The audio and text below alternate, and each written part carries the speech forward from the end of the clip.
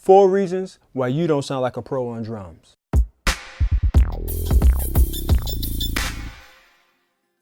Welcome back to Perk Choppz. Now before we start, I want to say that there are a lot of variables that can contribute to you not sounding like a pro. However, these 4 are very common. Let's jump right in.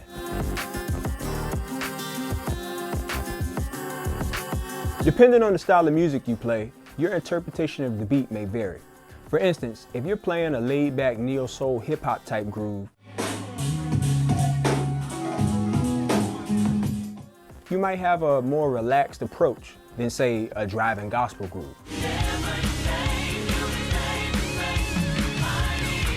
But regardless of your approach, your intention should match what your hands are playing. Here's what I mean.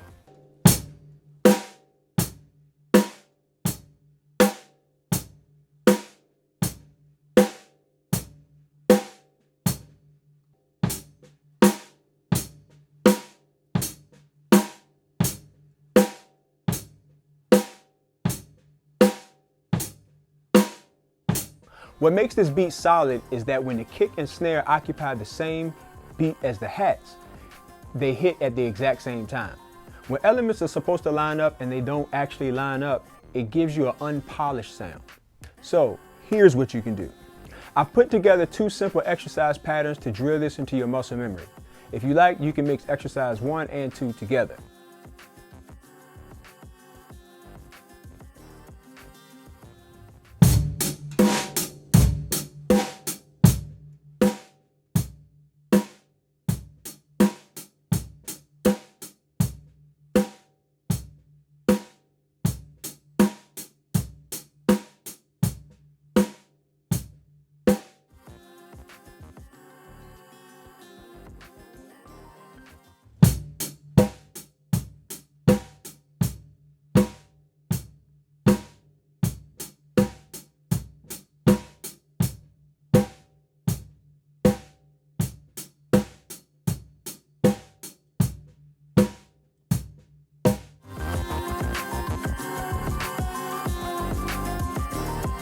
Uneven kick drum hits usually stem from foot technique.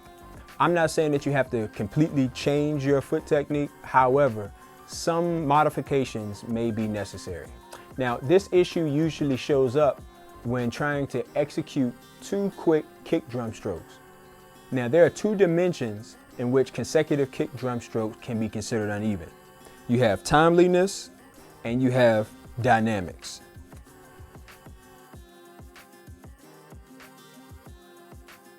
If I'm playing a groove with the kicks on the of 2 and the downbeat of 3,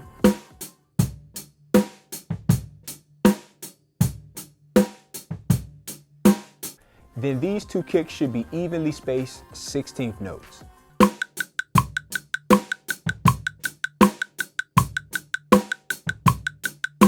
But when this is not the case, what tends to happen is one of 3 things. 1. In anticipation of these 2 quick kicks, the first kick is early. 2. In lack of preparation, the first kick is late. 3. The first kick is on time, but due to lack of control, the second kick is either late or early. So here's what you can do. I have 2 exercises that can help you work on your kick drum timeliness.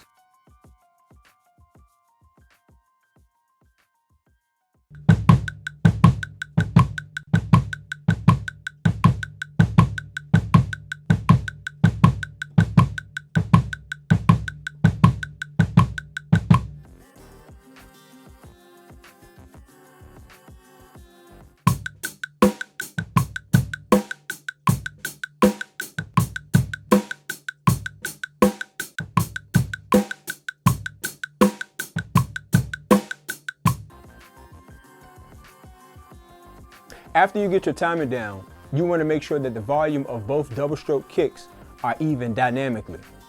If uneven, the tendency is to play the first kick at a lower volume than the second. This is where your foot technique may need some attention.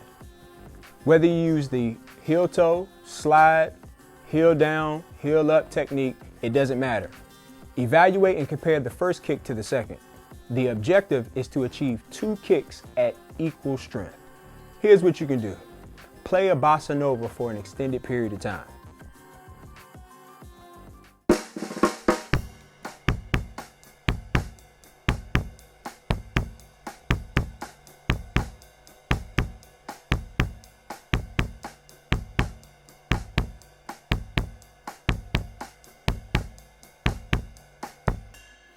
Secondly, you can play the 4 permutations of 2 consecutive 16th notes, which is a 1, 1 E and a.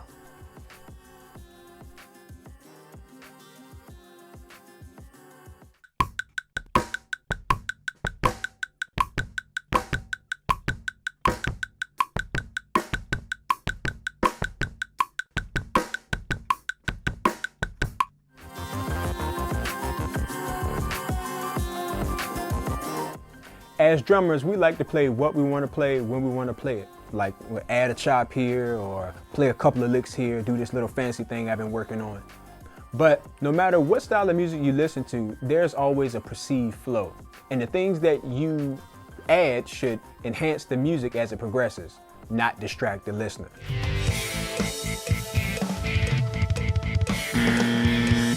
Now, there are 2 ways that you can start making better placement choices. Number 1, study the anatomy of songs, which involves active listening, paying close attention to the flow from intro to verse to chorus, etc. 2, listen to your favorite drummer. Find out where he plays his licks and where he decides to make his musical choices. Adding dynamic contrast can change any bland beat into an iconic groove. Listen to this.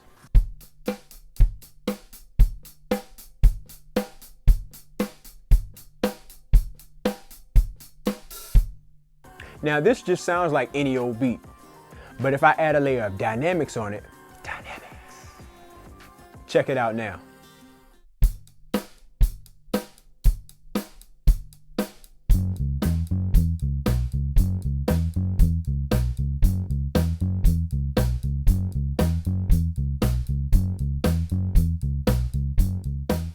What makes this sound so much better is the different dynamics that I add to the groove.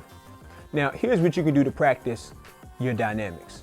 Imagine that your limbs have their own volume control. Play a groove while lowering and raising the volume of each limb independently.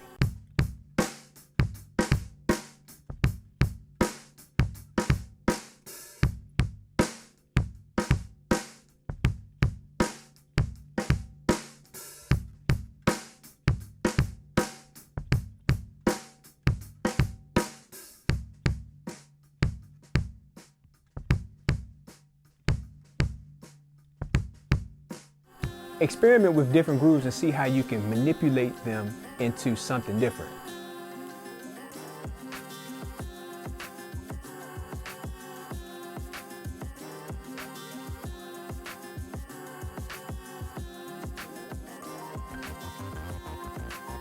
Hopefully you found this information useful. Remember to like, comment, and subscribe. Perk Choppz out.